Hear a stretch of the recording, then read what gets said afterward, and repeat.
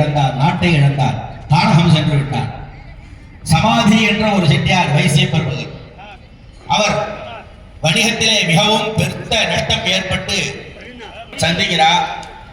சந்திக்கிறச்சே ரெண்டு பேரும் அவருடைய துன்பங்களை பரிமாறிக்கொள்கிறார்கள். அப்படி பரிமாறிக்கொள்ளுகின்ற போது உலகங்களிலே எல்லாவற்றிற்கும் ஒரு என்று சிந்தனை செய்தார்கள். ஒரு குடில் தெரிந்தது, அங்கே ஒரு மகரிஷி தவம் சுமேதஸ்னு அந்த மகரிஷி அடைந்து, சுவாமி நீங்க ஏகாந்தமா எல்லாவற்றையும் வெறுத்து ஒதுக்கிடுங்கள் அப்படின்னு அந்த சுவாமியை பார்த்து கேட்ட உடனே சொல்றார், அப்பா ஹரிச்சந்திரனை விட கஷ்டப்பட்டவன் இந்த பூமியிலே உண்டா? ராமச்சந்திரமூர்த்தி கடவுள் அவதாரம், ஸ்ரீமன் நாராயணரே அவதாரம் இலக்கணத்தோடு இருக்க வேண்டுமோ அந்த இலக்கணப்படி அவர் வாழ்ந்து காட்டினார்.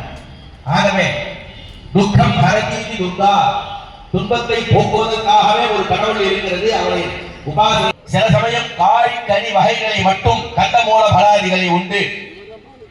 அப்படி விரதமாக இருந்து அம்பாளை அனுதினமும் இந்த சப்தசதி பாராயணத்தை செய்து ஹோமம் பண்ணி இந்த சண்டி ஹோமத்தை நித்தியமே பண்ணா காட்டல.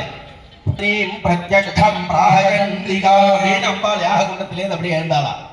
அப்பா நீங்கள் கடும் தவம் புரிந்து ரெண்டு பேரும் இந்த காட்டுல என்னை பூஜை எல்லாம் பண்ணேன், இதுல நான் பரிதுஷ்டா, ரொம்ப நான் சந்தோஷமா இருக்கேன், என்ன வரம் வேண்டும் அப்படி.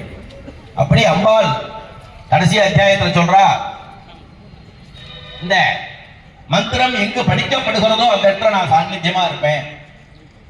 எங்கெங்கெல்லாம் எப்பொழுது கலியுகத்திலே அதர்மங்கள் தோன்றி என் பக்தர்களை துன்புறுத்துகிறதோ அப்பொழுது நான் ஒரே டேப்லெட்ல எல்லா சரீரத்தில் இருக்கிற எல்லா வியாதியும் நிவர்த்தி ஆகணும் அப்படின்னா அதற்கான ஒரே மந்திரம் இந்த சப்தசதி தான்.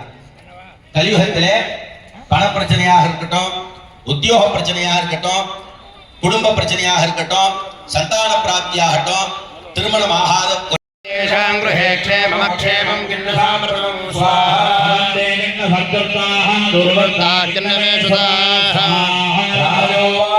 स्वाहा